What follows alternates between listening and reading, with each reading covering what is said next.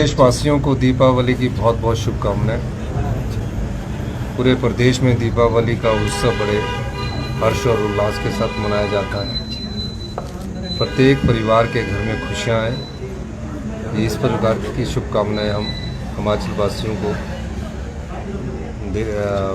वासियों के लिए ये दीपावली का उत्सव खुशियां भरा हो, यही मैं कहना चाहता हूँ। सर एक सोशल मीडिया पे बड़ी चर्चा हो रही है सर प्रदेश अध्यक्ष के नाम को लेकर। असल वास्तविक स्थिति क्या है, कब तक ये चयन जो है हो जाएगा, प्रदेश अध्यक्ष कब तक बनेगा? देखो, जब प्रदेश अध्यक्ष बन जाएगा तो मैं आपको सूचना दे दूंगा। अब सोशल मीडिया की चर्चा पर तो मैं जाना नहीं चाहता। सोशल मीडिया में किस प्रकार की चर्चा होती है, क्योंकि सोशल मीडिया की चर्चाएं जो है ना, वो सभी सत्य नहीं होती है। तो कुछ में सच होता है, कुछ में सोशल मीडिया में कई प्रकार की बातें चलती हैं। तो हमें जब तक कोई परिणाम सामने ना आए तब तक उसकी जानकारी पर विश्वास नहीं करना चाहिए। जब परिणाम आता है तब उसी जानकारी पर विश्वास करना चाहिए, यही मैं कहना चाहता हूँ। और निश्चित रूप से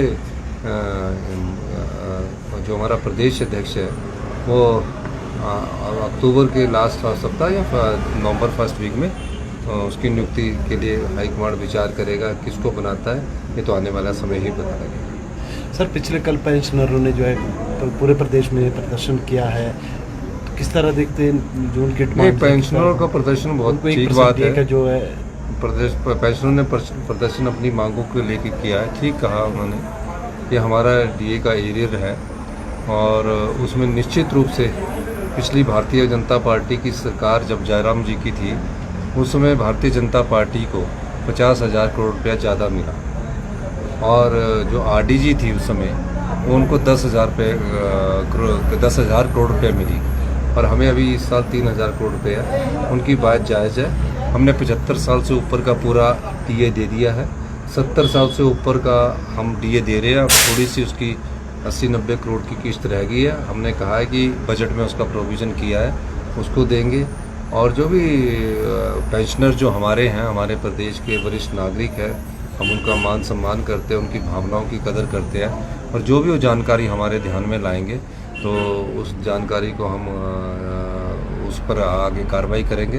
पिछले दिनों हमारे एक जो एनजीओज़ के हमारी पेंशनर्स के डेपुटेशन आत्माराम जी के नेतृत्व में मिला था, तो उन्होंने कहा था कि डीए तो रिलीज़ कर दीजिए। जो पेंशनरों का नेतृत्व में जब मुझसे मिला था तो हमने डीए हमने रिलीज़ किया 3%, जिसका कि जून में हमने उसको रिलीज़ करना था, लेकिन आर्थिक संकट के कारण उसको हमने कहा कि दिवाली में चाहे इसको देना ज़रूरी है। और 1 अप्रैल 2025 से लेकर 15 अक्टूबर तक सारा ईयर दिवाली से पहले सबके खातों में चले जाए, ताकि दिवाली का उत्सव खुशी और हर्ष और उल्लास से मनाया जाए। सर इसके साथ ये एचआरटीसी के जो पेंशनर हैं, एचआरटीसी के पेंशनरों को हम हर महीने तकरीबन 57 करोड़ रुपया ग्रांट देते हैं, यानी कि उसका कोई हम हिसाब नहीं लेते हैं।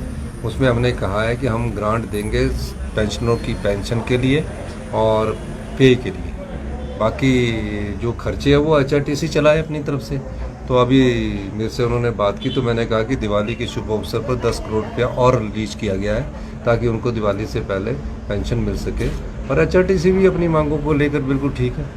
हमारे जो पेंशन्स है वो बेचारे सफ़र कर रहे हैं, ड्राइवर, कंडक्टर्स और ये वो उसमें बहुत हैवी स्टाफ भर दिया गया है। पर मैं तो ये कहना चाहूँगा कि एचआरटीसी जो है उसके हम स्ट्रेंथन करने की कोशिश कर रहे हैं, और ताकि वो अपने पैरों पर खड़ा हो सके। इस दृष्टिकोण से अभी थोड़े समय में कष्ट है, लेकिन आने वाले समय में इस कष्ट को हम दूर करेंगे।